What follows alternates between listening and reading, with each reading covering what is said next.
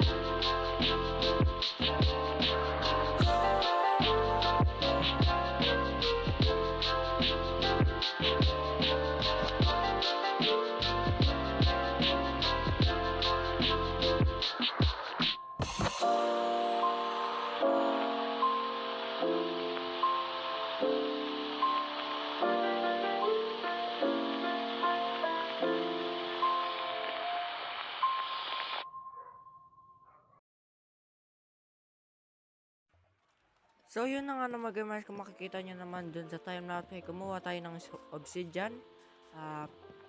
Ayun nga no, ang gagawin nga po pala natin ngayong episode gumawa ng gold farm. Hindi muna tayo makakapag-hunt ng elytra kasi gusto ko muna magpa-diamond bago tayo kumuha ng elytra. At ang isang paraan para makuha ng diamond armor sa villager. At yung rotten flesh ito-trade ko yun sa emerald at basta blacksmith. Basta yung yung blacksmith na Pero yun, ito nga po pala yung mga materials natin. Ayan. Ayan, basta kayo na tingnan nyo na lang. At yun, magsasali po pala ako ng isa pang player dito sa ating world. At yun lang magta-timelapse. Katulad ng ginawa ko kanina sa obsidian. Ayun nga no. Punta na tayo doon sa ating gagawan. Sa likod lang naman yun ng iron farm. Ayun, di makakit. Yan. Sa likod lang yun ng iron farm. Tapos medyo mataas lang. Pero yun, balikan ko na lang kayo kapag ready na yung pang timelapse ko. Let's go.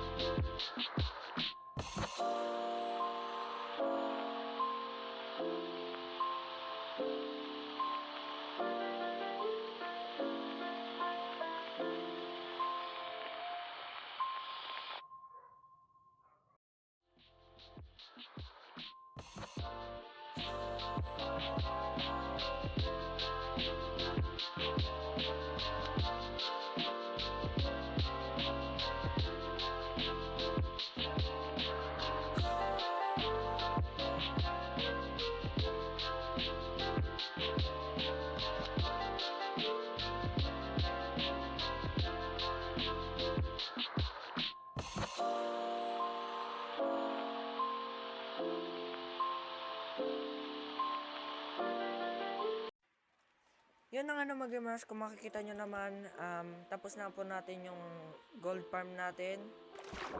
Matatamad akong umakyat, pero dito na lang tayo. Itong iron farm natin to. Ayan.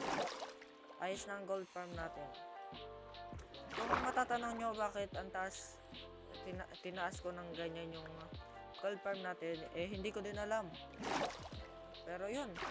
So, pasensya na kung puro timelapse yung episode natin ngayon. Kanina pa ako nagre-record dito sa ating makagawa lang ng gold farm kasi ang oras na gumawa ko tawag ito, 2:00 at natapos ko to ng Magpo 4:45 yata. Wait lang. Ay no, 4:45. 4:38. Pero yun, ito na lang muna yung episode natin para sa araw na to. Sunod na episode, Elytra Hunt na tayo. Ayun, matagal na to. Ay, matagal na yun. Pero yun, itong trident nakakuha ko kanina. Kung makikita nyo naman kanina, nag-timelapse tayo. May isang nagre-record sa atin, tapos merong nagbi-build. Ito yung nagre-record, itong cellphone na to. Tapos yung isang cellphone, ayun yung nagbi-build. Lumang version na yon, kaya medyo naglalag, kaya palagi ako namamatay. Pero yon, ayusin natin sa susunod to. Ayan, ayusin natin sa susunod tong storage, tsaka yung patayan nito. Kasi pag hindi ko ginawa ng ano yon, mag-overflow ba yon? Mapupuno to. Tsaka ito din, kailangan kong mag-item starter dito. Tatapon yung mga nagtatapon. Tatapon ko yung gold. Ay, gold sword. Umiyak pa ako ng ano. Pero yun, ito na lang muna yung episode natin ngayon. Salamat sa panonood, mga gamers.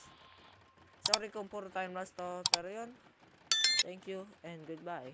See you sa susunod na episode. Let's go.